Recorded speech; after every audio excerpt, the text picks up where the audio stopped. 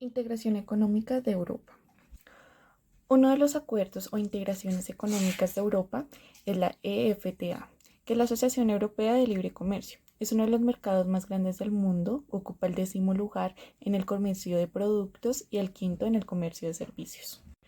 En 1960, Reino Unido, Suecia, Suiza, Noruega, Dinamarca, Austria y Portugal firmaron el primer acuerdo de la EFTA, que estableció un área de libre comercio que buscaba impulsar el crecimiento económico sostenido de sus miembros.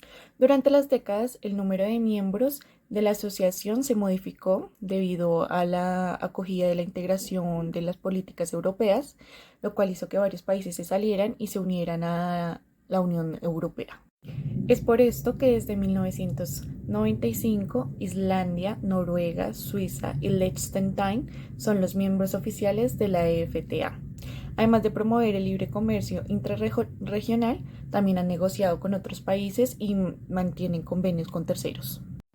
La actualización fue aprobada por los 4 países y entró en vigencia el 1 de junio del 2002, cuya finalidad era ampliar y actualizar nuevas áreas comerciales de servicios e inversión, transporte aéreo, terrestre y la circulación de personas. Además, proporcionaba un marco más estrecho para las relaciones económicas entre los países miembros y dio instrumentos mejorados para optimizar las relaciones internacionales con los actuales y potenciales países socios. Sus principios se basan en establecer un área de libre comercio entre los países socios, liberalizar el comercio de servicios e inversiones y la concepción pública de acuerdos. Además, incluye controles para evitar conflictos entre las partes y adaptan y actualizan regularmente el acuerdo. Además, proporcionan protección a los derechos de propiedad intelectual y incluyen reglas para la competencia desleal en caso de que alguno de los países quiera hacer un trato diferente a los que ya tienen o que esto no les beneficie a los países socios. Como mencioné anteriormente, Noruega es uno de los países que está en este acuerdo. Es un país dinámico y cuenta con una posición internacionalmente destacada por su gran variedad de recursos marítimos. Su economía se basa en la extracción y exportación de petróleo y gas. Además, también hace la producción de equipos marinos. También se destacan en sectores como la energía, la tecnología y las telecomunicaciones. El siguiente país es Suiza. Es un país desarrollado e industrializado, conocido por sus productos manufacturados, en donde predominan la industria de los alimentos y los instrumentos y aparatos de precisión. Su economía se basa en exportar maquinaria, materias plásticas, colorantes, fármacos, joyería, y su éxito se basa en la mano de obra muy calificada. El siguiente es Islandia, que es uno de los países menos poblados de Europa. Debido a su posición geográfica, no cuenta con muchos recursos naturales y buenas condiciones de cultivos, pero tiene una gran variedad de vida marítima. Además, es una sociedad moderna y con un alto nivel de vida. La economía islandesa depende principalmente de la industria pesquera, que constituye el 50% de las exportaciones. Y por último tenemos a Liechtenstein, que es uno de los países más pequeños del mundo. Además cuenta con un tercio de su población, es extranjera, es reconocido como un importante centro financiero. Sin embargo, también es un país muy industrializado. Allí se fabrica la tecnología dental, instrumentos de precisión y la industria de transformación de alimentos. Hoy en día la FTA ha celebrado 15 acuerdos de libre comercio en países como Croacia, Egipto, Israel, Líbano, Marruecos, África, entre otros. Sin embargo, también se encuentra en proceso con otros países para concretar nuevas alianzas apoyadas en el sistema de negociación multilateral. Islandia, Liechtenstein y Noruega también hacen parte del comercio interno de la Unión Europea, que apoya el principio de libre comercio y circulación de mercancías, servicios, capital y la circulación de personas. Es por esto que ellos cuentan con una economía uniforme y con las reglas de competencia muy claras y establecidas con todos los países europeos. Los Estados miembros de la FTA presentan economías muy dinámicas, el crecimiento anual promedio está en el 3%, cuentan con una estabilidad en los precios, ya que la inflación está cercana al 3%. Las tasas de desempleo son bajas, están situadas también al 3%, es por eso que la calidad de vida en los miembros de la FTA es buena y considerada. Sin embargo, también hay que tener en cuenta que hay desventajas al tener un acuerdo de libre comercio, ya que hay ciertos acuerdos que tienen condiciones desiguales y favorecen unas partes más que las otras. Además, algunos sectores nacionales pueden verse afectados por la competencia internacional, ya que pueden que sus productores de algunas mercancías no cuenten con los recursos para producir más y ser más competitivos. Además, pueden contribuir en el aumento de desempleo y la inestabilidad económica, ya que, como dije anteriormente, algunas empresas productoras de algún servicio o mercancía puede que no les alcancen los recursos y deban cerrar, ya que las ganancias no son favorables tampoco.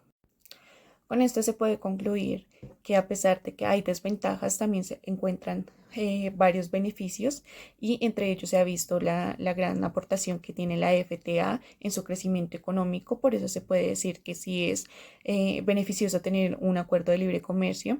Además, es gratificante que ellos tengan como un espacio abierto para tener acuerdos con otros países y no solo sea regional, sino también tenga acuerdos multilaterales. Las principales integraciones económicas de América Latina.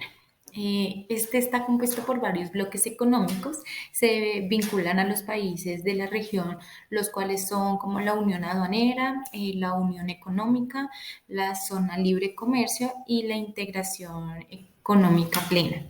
Este proceso de integración económica en América vincula varios aspectos sociales, pero entonces a veces no se evidencia claramente al momento en que dichos procesos se inician.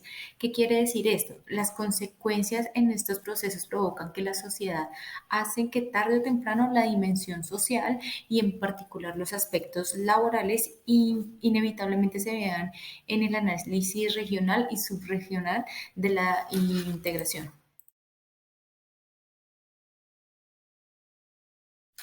Una de las integraciones económicas es el Tratado de Libre Comercio de América del Norte. En 1988, Estados Unidos y Canadá firmaron un tratado de libre comercio. Entre ellos, poco después de su implementación, Estados Unidos comenzó a negociar un acuerdo similar con México. Entonces, Canadá lo que hizo fue solicitarle que si podía ser parte de ese tratado. Comenzaron las negociaciones en 1991 en Toronto, Canadá, para el Tratado de Libre Comercio de América del Norte. Se firmó aproximadamente en 1992 en Washington y se implementó en 1994. El objetivo ha sido fomentar el libre comercio entre los tres países, porque al reducir los aranceles y las barreras comerciales, pues se busca crear una zona de libre comercio donde se puedan beneficiar las empresas al momento de exportar. Tenemos varias pautas importantes, pues unas de ellas es eliminar el obstáculo al comercio y facilitar la circulación de la transfronteriza de bienes y servicios.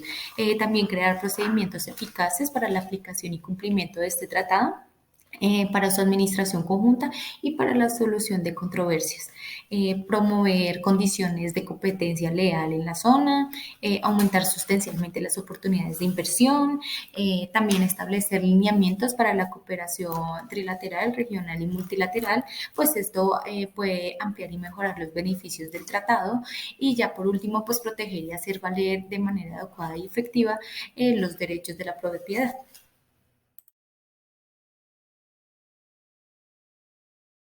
¿Qué se busca con este trato?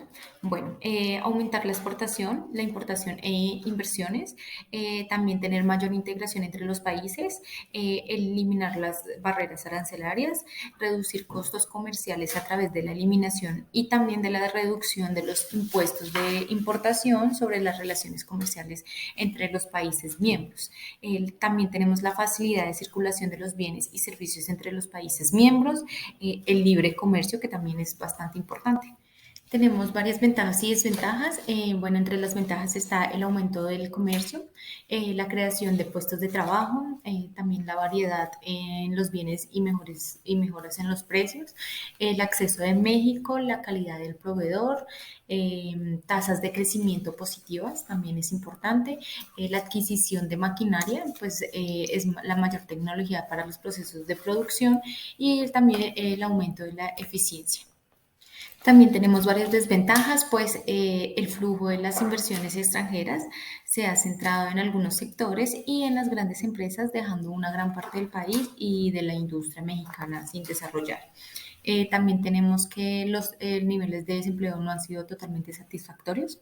Eh, el Estado ha quedado un poco de lado. Esto quiere decir que a veces como que hacen un reemplazo en su papel del Tratado de Libre Comercio en América del Norte.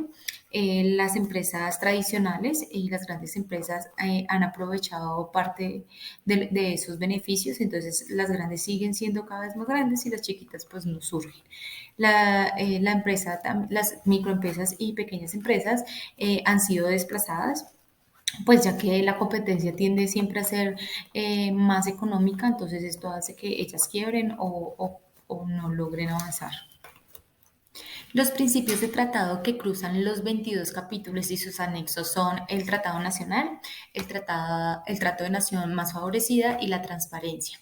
Uno de los aspectos más sustanciales del Tratado de Bienes es que servicios y personas deben ser considerados como originarios de los respectivos países suscriptores del Tratado de Libre Comercio en América del Norte.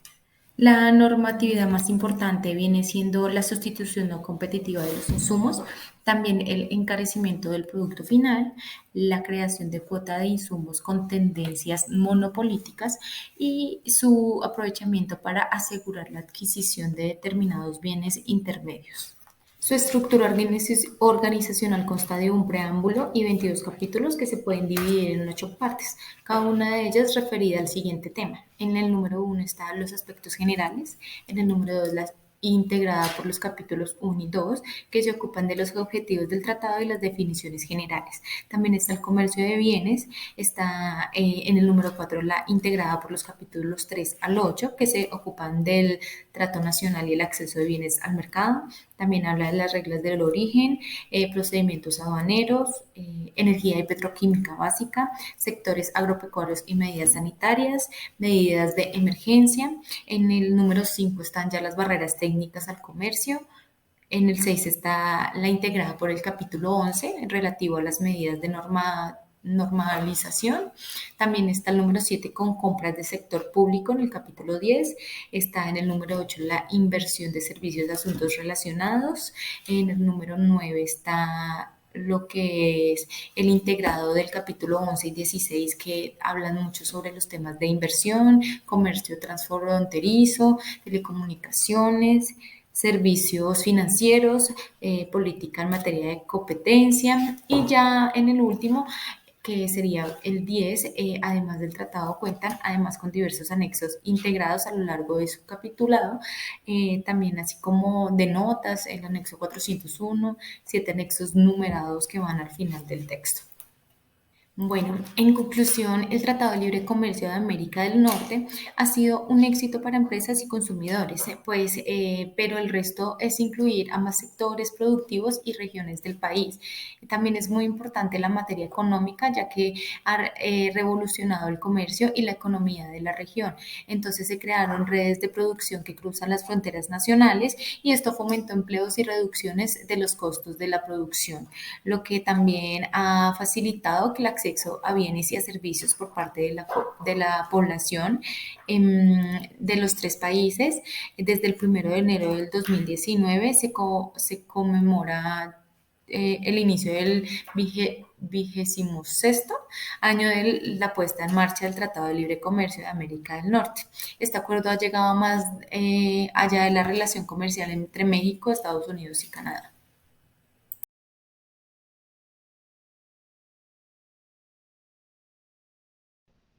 En la integración económica es importante hablar del continente africano, que en épocas anteriores era explotado por países europeos, los cuales cambiaron los métodos de comercio y establecieron nuevos puertos en este continente. Tenemos el acuerdo regional AFC-FTA, sus siglas significan Zona de Libre Comercio Continental Africano. Este se firmó el día 21 de marzo del 2018 en Kigali, Ruanda, y entró en vigor el 30 de mayo del año 2019. La coordinación e implementación de este acuerdo está a cargo de su secretaría. Ella está ubicada en la sede de Accra, en Ghana. Ella a su vez es responsable de convocar a las reuniones con el Comité de Altos Funcionarios, el Consejo de Ministros y la Asamblea, quien es el máximo órgano decisorio del acuerdo. Este acuerdo identifica los principales problemas que dificultan el crecimiento del comercio intraafricano y establece acciones en 7 áreas para superarlos. Estas son la política comercial, facilitación del comercio, capacidad productiva, infraestructura relacionada con el comercio, financiamiento para el comercio, información comercial e integración de los mercados de factores. 54 estados son miembros de este acuerdo. Países como Argelia, Guinea, Cabo Verde, Madagascar, Camerún, Mozambique, Egipto hacen parte de este acuerdo. Pero también tenemos países que no firmaron este acuerdo, como son Benín, Botsuana, Eritrea, Guinea-Bissau, Nigeria y Zambia. Esto porque tuvieron temor a lo que podía pasar en sus países cuando se desarrollara el comercio de acuerdo a este tratado y que a su vez este al fracasar.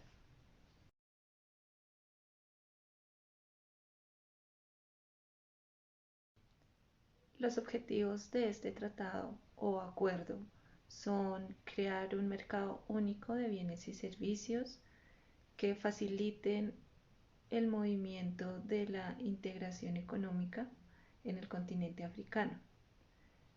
Ellos también tienen una frase que dan cada vez que se reúnen, que es una África integrada, próspera y pacífica para este año, hasta el año 2063.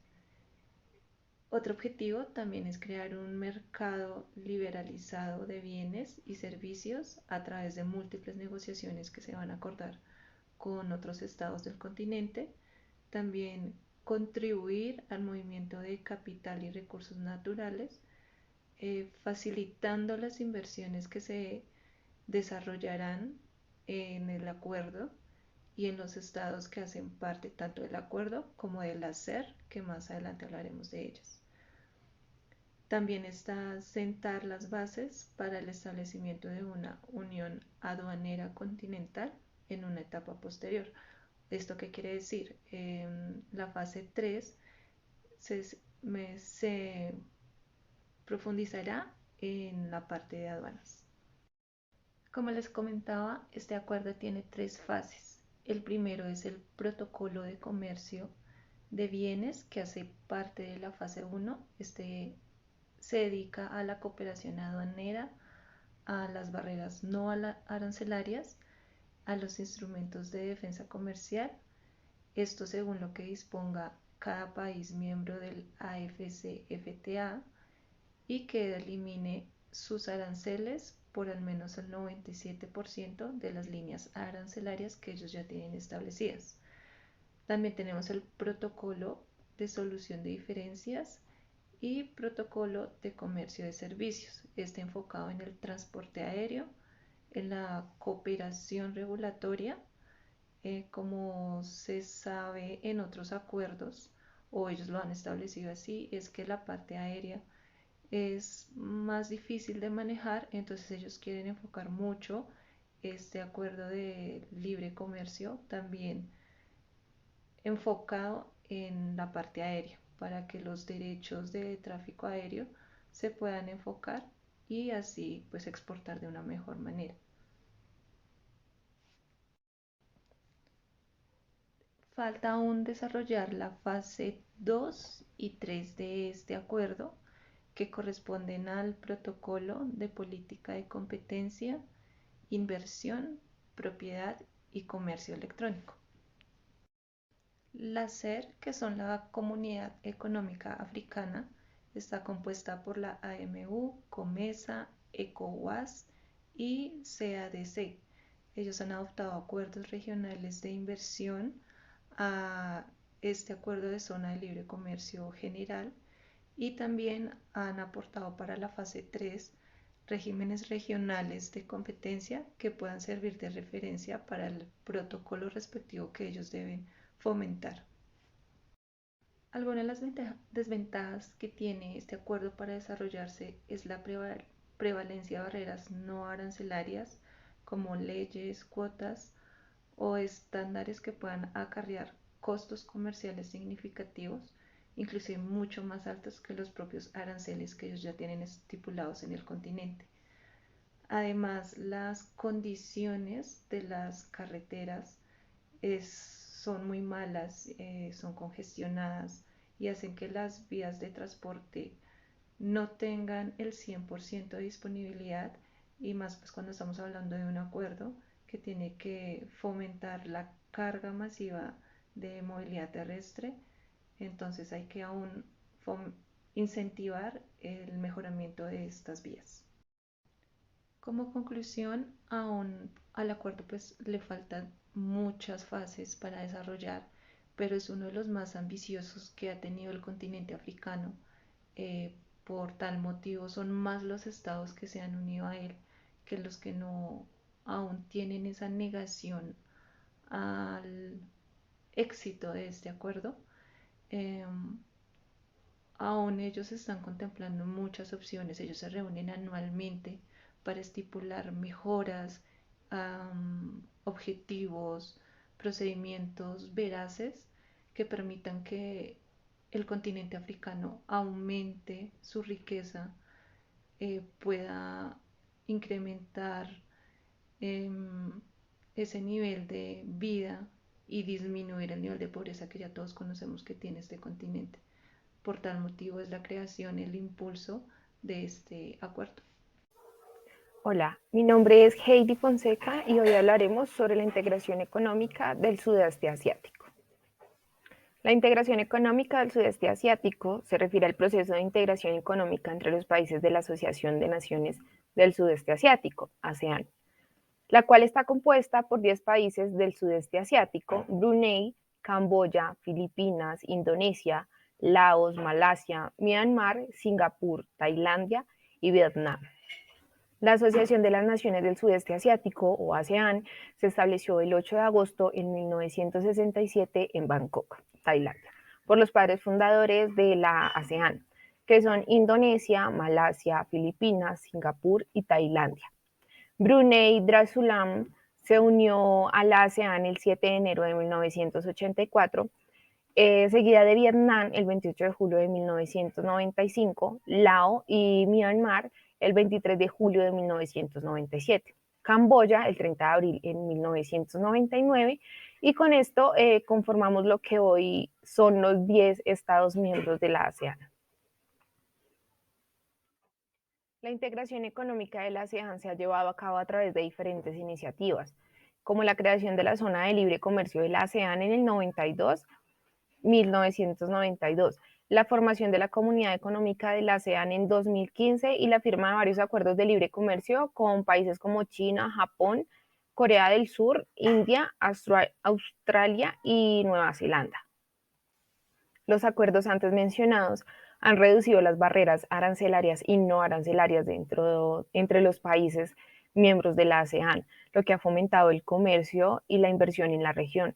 También se han implementado medidas para promover la libre circulación de bienes, de servicios, inversiones, trabajadores calificados y capital dentro de la región. Es de aclarar que se tienen ventajas y desventajas dentro de esta integración económica. Entre una de ellas está el crecimiento económico, en donde la ASEAN ha sido una de las regiones con mayor crecimiento económico en el mundo en las últimas décadas. En la atracción de inversiones, la ASEAN ha creado un mercado más grande y más atractivo para inversiones extranjeras, y esto ha permitido a los países de la ASEAN atraer más inversión directa desde el extranjero. Con el libre comercio, la eliminación gradual de las barreras arancelarias y no arancelarias entre los países miembros de la ASEAN ha fomentado el comercio entre ellos y ha llevado a una mayor competencia y ha reducido los precios tanto de los bienes como servicios. En la estabilidad política, la cooperación entre los países miembros ha llevado a una mayor estabilidad dentro de la región. Por el lado de las desventajas, tenemos una brecha en el desarrollo económico significativo entre los países miembros de la integración, lo que ha llevado a desigualdades económicas y sociales en la región. El proteccionismo, en el cual algunos de los países miembros todavía mantienen barreras comerciales y restricciones de inversión, lo que limita la eficacia de la integración económica. En tercer lugar, tenemos la falta de cohesión. Los países miembros de la ASEAN tienen diferentes culturas, idiomas, sistemas políticos, lo que hace que sea más difícil lograr una verdadera cohesión dentro de la región. Es de recalcar también los desafíos ambientales y sociales. El rápido crecimiento económico en la región ha llevado a estos desafíos ambientales y sociales como la contaminación, la explotación laboral y que deben ser abordados rápidamente por los miembros de la ASEAN. Dentro de la ASEAN se tienen consejos comunitarios, los cuales están conformados por el consejo de los tres pilares de la ASEAN, valga la redundancia. Tenemos en primer lugar al consejo APSC, que es la comunidad política, el consejo AIC, la comunidad económica, el consejo ASCC, que es la comunidad sociocultural, y bajo su competencia están los órganos ministeriales sectoriales pertinentes a la ASEAN. La ASEAN, Asociación de Naciones del Sudeste Asiático, ha establecido una alianza con la Alianza del Pacífico, siendo esta una organización regional de los países latinoamericanos que incluyen a Chile, Colombia, México y Perú. La Alianza del Pacífico y la ASEAN firmaron un memorándum de entendimiento en el año 2011. Desde entonces han trabajado juntos para fortalecer la cooperación económica y comercial entre ambas regiones. Entre las áreas de cooperación se incluyen el comercio, la inversión, el turismo, la cultura y la educación. Esta alianza entre la ASEAN y la Alianza del Pacífico tienen como objetivo aprovechar las oportunidades que se presentan en el comercio internacional y la inversión, fomentar el desarrollo económico y la integración regional en ambas regiones. La combinación de la fuerza económica de la ASEAN y la Alianza del Pacífico presentan una gran oportunidad importante para aumentar el comercio y la inversión entre las dos regiones. Después de investigar y conocer un poco más de la ASEAN, puedo concluir que esta es una integración regional, la cual ha tenido un impacto significativo en la región que ha llevado a un mayor crecimiento económico, una mayor atracción de inversiones extranjeras y una mayor estabilidad política. A pesar de esto, la ASEAN también enfrentó o ha enfrentado desafíos como la brecha del desarrollo económico, el proteccionismo y la falta de cohesión entre los países miembros. A pesar de todo esto, se ha trabajado para abordar estos problemas y mejorar la integración económica regional. Se han adoptado medidas que reducen barreras comerciales y de inversión y han establecido acuerdos de libre comercio con importantes socios económicos fuera de la región. La ASEAN ha buscado fortalecer la cooperación económica y la integración regional a través de diferentes alianzas estratégicas con otras organizaciones regionales, como antes lo mencionamos, la Alianza del Pacífico. En definitivo, la ASEAN tiene el potencial de impulsar aún más el desarrollo económico y la estabilidad de la región, siempre que se aborden los desafíos y se promueva una cooperación y diálogo entre países miembros.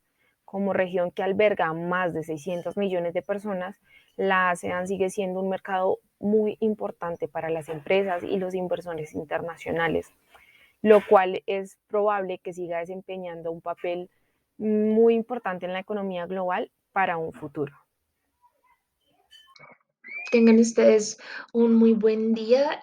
Voy a estar hablando acerca de el acuerdo comercial que escogí de Oceanía. En este caso escogí un acuerdo un tratado de libre comercio que tiene Oceanía con Chile.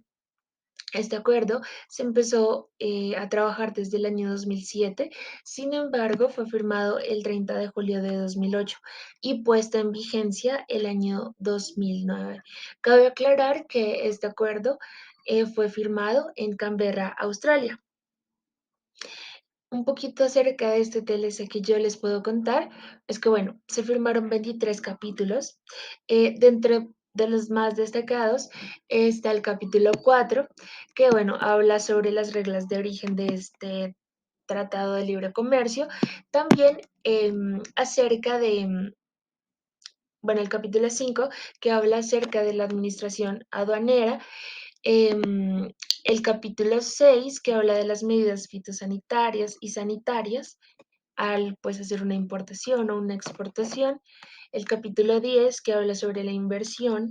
Capítulo 12, que habla sobre servicios financieros. El capítulo 16, que habla sobre el comercio electrónico y cómo reemplazar el papel o los documentos en físico. También el capítulo 23, que son las disposiciones finales del tratado.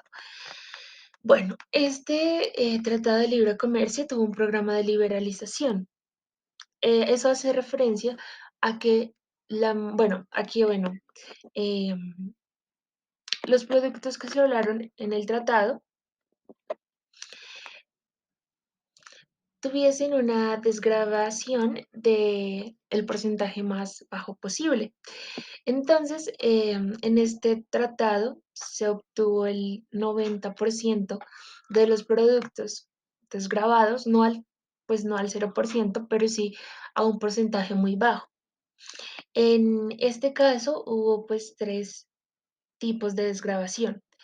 Una desgravación inmediata, que fueron los productos que se pudieron desgravar al momento en el que el tratado empezara a regirse. Uno de los ejemplos de los embutidos de carne bovina, también jugo de frambuesa, durazno y manzana. Otros tuvieron una desgravación a determinado periodo de tiempo.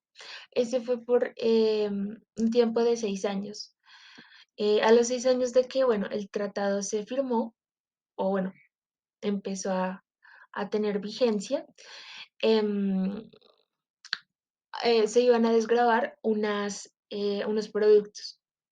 Entonces, dentro de esos productos está pues los guantes de cirugía, las pasas y uvas frescos.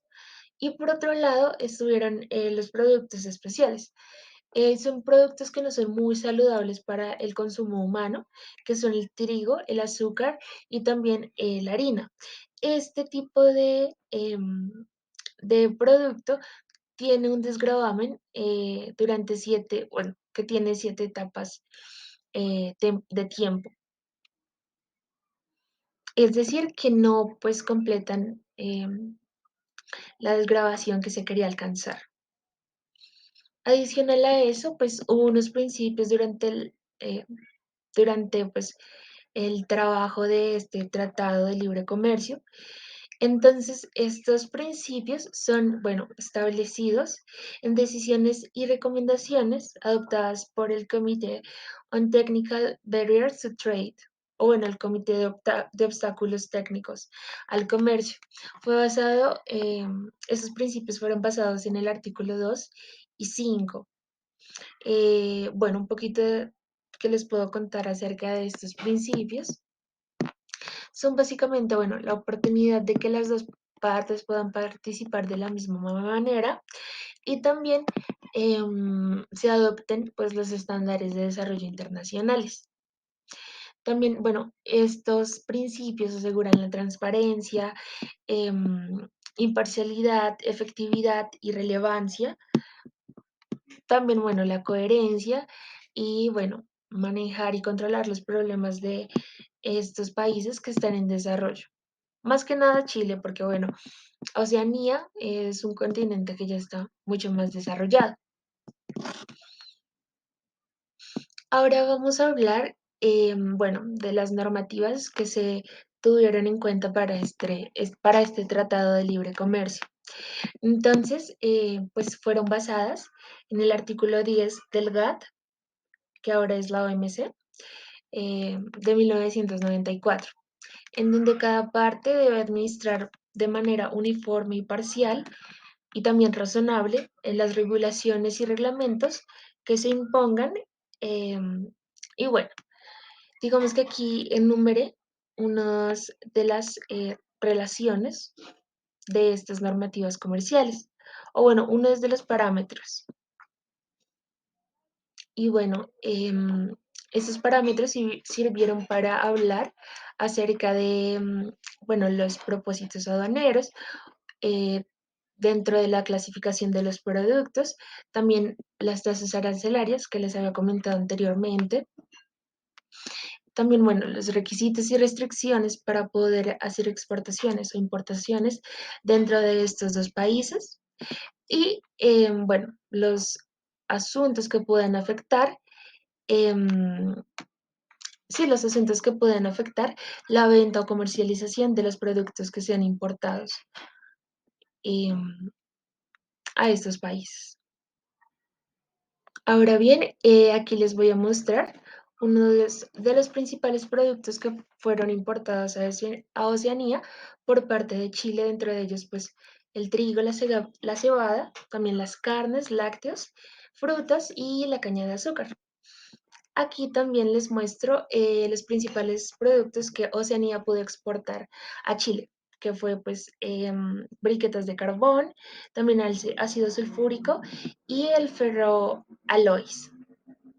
¿Listo? Y finalmente hablamos de los logros que tuvo este Tratado de Libre Comercio.